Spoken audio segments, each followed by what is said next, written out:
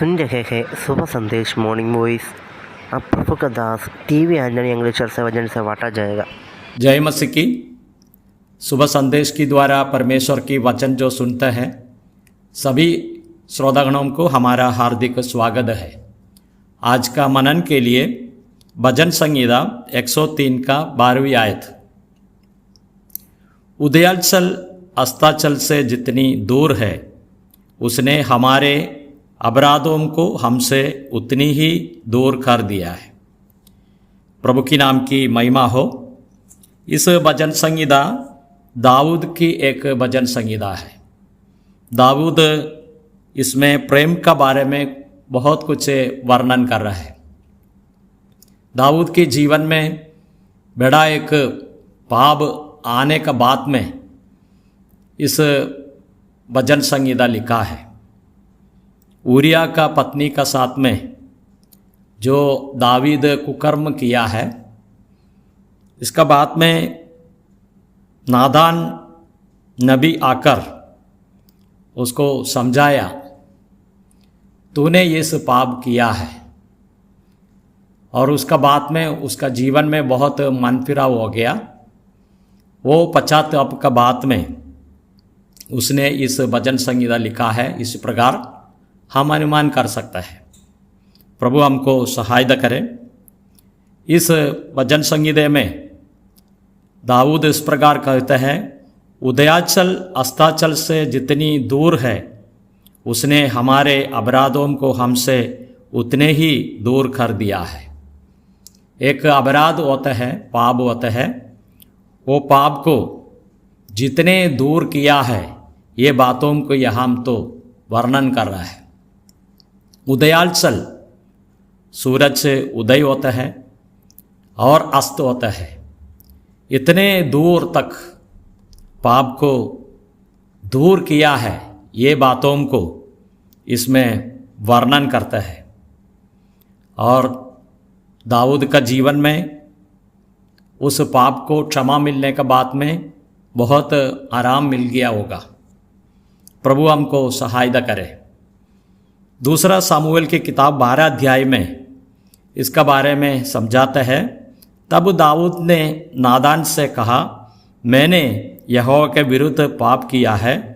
नादान ने दाऊद से कहा, यहोवा ने तेरे पाप को दूर किया है, तूने ना मरेगा।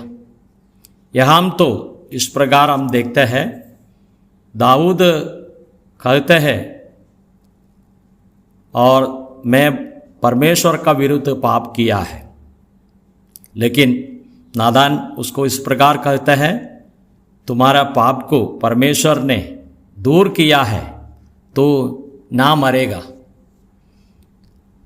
इस बातों को हमारा मन में रखेंगे और प्रभु यीशु मसीह में विश्वास करते हैं। हमको पाप का मुक्ति मिला है, क्षमा मिला है।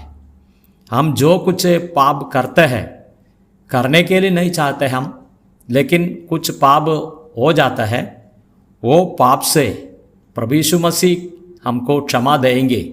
इस प्रकार की एक बात यहाँ मिल सकता है। भजन संहिता 85 का दूसरा आयत में, तूने अपनी प्रजा के अधर्म को क्षमा किया है और उसके सब पापों से ढाँप दिया है।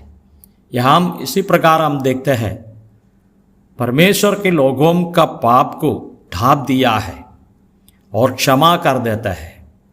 इसी प्रकार हम देखते हैं, परमेश्वर का लोगों को पाप क्षमा करने के लिए, पाप को ढाँपने के लिए प्रभु तैयार है। ये बातों का भी इसमें दे सकता है। हम नए नियम में और एक कलम हम पढ़ेंगे। मरकुस की सुसमाचार दूसरे अध्याय की 5वीं आयत में हम इस प्रकार पढ़ते हैं, यीशु ने उनको विश्वास देकर उस लकवे के रोगी से कहा, हे पुत्र, तेरे पाप क्षमा हुआ है। यहाँ हम देखते हैं प्रभु यीशु मसीह ने एक लकवा को ठीक किया है। इसी बातों को हम दे सकते हैं। और घर का छत तोड़कर कुछ लोगों ने इस लकवा आदमी को प्रभु का सामने रखा हुआ है। लेकिन इस रोग का क्या कारण है वो समझकर पहले कहते हैं कि तेरे पाप क्षमा हुआ है।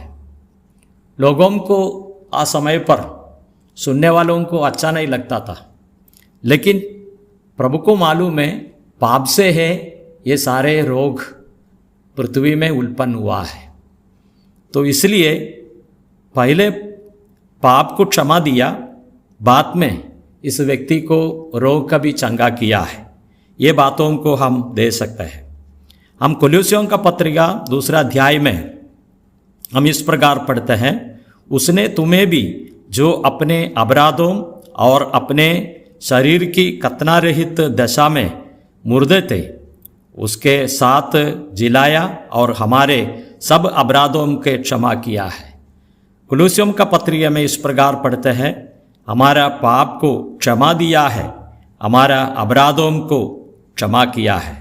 तो कितने आशीष की बात है। हम कतना रहित लोग हैं, लेकिन प्रभु यीशु मसीह में विश्वास करने के द्वारा हम आत्मिक रीत से कतना हो गया है।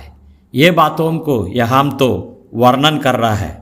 हम परमेश्वर को धन्यवाद करेंगे। हम इसी प्रकार पढ़ते हैं, उसने तुम्हें भी जो अपने अपराधों और अपनी शरीर की कतना रहित दशा में मुर्दे थे, इसी प्रकार का परिस्थिति में उसके साथ जिलाया और हमारे सब अपराधों को क्षमा किया है। कितनी आशीष की बात यहाँ हम दे सकते हैं। हम पहले कुरिन्थी 15 अध्याय में हम इसी प्रकार हम पढ़ते हैं, वचन के अनुसार यीशु मसीह हमारे पापों के लिए मर गया है। प्रभु यीशु मसीह हमारे पापों के लिए मर गया। ये बातों को यहाँ हम तो वर्णन कर रहा है। उसका शुरुआत में इसी प्रकार हम पढ़ते हैं, इसी कारण मैंने सबसे पहले तुम्हें वही बात पहुंचा दी जो मुझे पहुंची थी कि पवित्र शास्त्र के वचन के अनुसार यीशु मसीह हमारे पापों के लिए मर गया। प्रभु यीशु मसीह का मृत्यु हमारा पापों के लिए है। प्रभु यीशु मसीह का मृत्यु को हम याद करते हैं। हमारे लिए याद करने के लिए एक मृत्यु और पुनरुत्थान आगमन को दिया है। वो प्रभु कितना बड़ा महान है। ये दुनिया में लोग मृत्यु को याद नहीं करते हैं, ज़्यादा तो याद नहीं करते हैं। मृत्यु का बाद में पुनरुत्थान होता है। ये बातों को प्रभु यीशु मसीह का द्वारा हमको याद करने के लिए अवसर दिया। इसलिए परमेश्वर का नाम की महिमा हो। यहाँ तो लिखा है, पवित्र शास्त्र के वचन के अनुसार यीशु मसीह हमारे पापों के लिए मर गया है। और प्रभु यीशु मसीह का मृत्यु है हमारा पापों के लिए है। यीशु मसीह क्रूस पर जो वेदना दुख कष्ट सहन करके क्रूस में मृत्यु पाया है, लेकिन तीसरा दिन जी उड़कर आज स्वर्ग में विराजमान है। ये प्रभु वापस आएंगे। जो प्रभु को पर विश्वास करते हैं वो लोगों को ले जाने के लिए प्रभु यीशु मसीह आएंगे। हम पहले पत्रस 2 अध्याय 24वीं कलम में, वह आप ही हमारे पापों के अपनी देह पर लिए हुए क्रूस पर चढ़ गया, जिससे हम पाप के लिए मरकर धार्मिकता के लिए जीवन बिताए, उसी के मार खाने से तुम चंगे हैं। हम प्रभु यीशु मसीह में विश्वास करने का द्वारा हमारा पाप का और हम चंगा हो गया है। ओ कितने आशीष की बात है। हम धार्मिकता के लिए जीने के लिए प्रभु इस प्रकार का कार्य किया है। प्रभु एक ही है, आराधना के लिए योग्य है, हम स्तुति के लिए योग्य है। ये प्रभु को हम आराधना करेंगे, स्तुति करेंगे, उसकी नाम की महिमा हो। जय मसीह की।